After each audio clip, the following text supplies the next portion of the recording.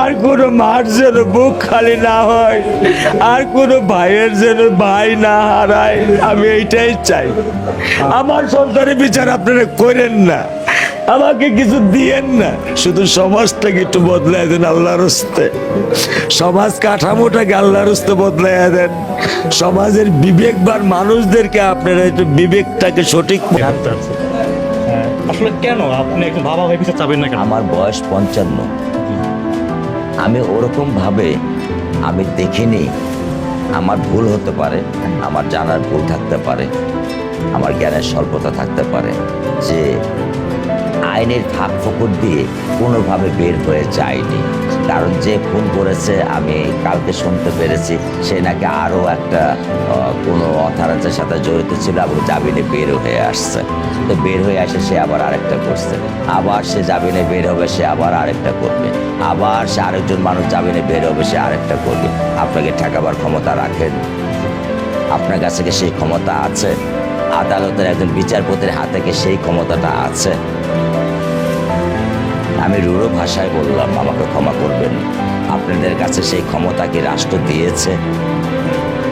রাষ্ট্র কি আপনাদেরকে দিয়েছে? আপনি এখন অন্যায় করেন, আধা ঘন্টা পরে আপনি জামিনে বের হবেন, আপনি গলায় মালা দিয়ে ঘুরে বেড়াবেন। আপনি গতকালকে একটা কথা বলেছিলেন যে সরকারকে আমি ইসলামে লিখিত দিয়ে দিলাম যে আসলে বাংলাদেশে আমার এটা আমার আবেগের ভাষায় আমি বলেছি, যেটা আমি বাবা হিসাবে আমি আবার আবেগের ভাষায় বলেছি। কারণ আমি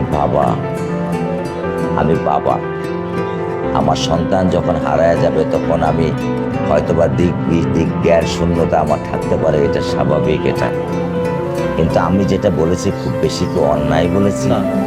কিন্তু একটা দুঃখের সাথে বলতে হয়, রাবিচা যে বিড়ালটা লালন পালন করতো সেই বিড়ালটা 3 দিন যাবত কিছু খাচ্ছে না। আমি সকালবেলা ওকে মাছ ভেজে দিয়ে আসছি, ও খাচ্ছে না। কারণ আমার মেয়ের পরে টেবিলের উপরে বসে থাকতো আর ওকে এইভাবে চেটে দিত। আমি বকা দিতাম, ওরে সাবান দিয়ে মুখ ধোয়াই নিয়ে আসতাম, ওর বুক ছাড়া ও ঘুম আসতো না।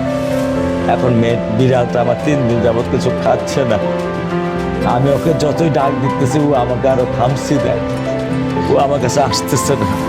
ও আমার বুকে ঘুম আসতো, আমি ডাক দিলে আমার এখানে এসে বসে থাকতো।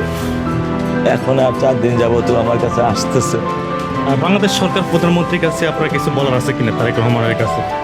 আমি আমার বাচ্চা সন্তানের বিচার চাই। আমার বাচ্চা তো আর ফিরিয়ে দিতে পারবেন না। বিচার না পারেন না করেন, অন্তত আল্লাহর হস্তে এমন একটা সমাজ ব্যবস্থা দেন যে ব্যবস্থা আর কোনো বাবা যেন তার বুক খালি না হয়, আর কোনো মার যেন বুক খালি না হয়।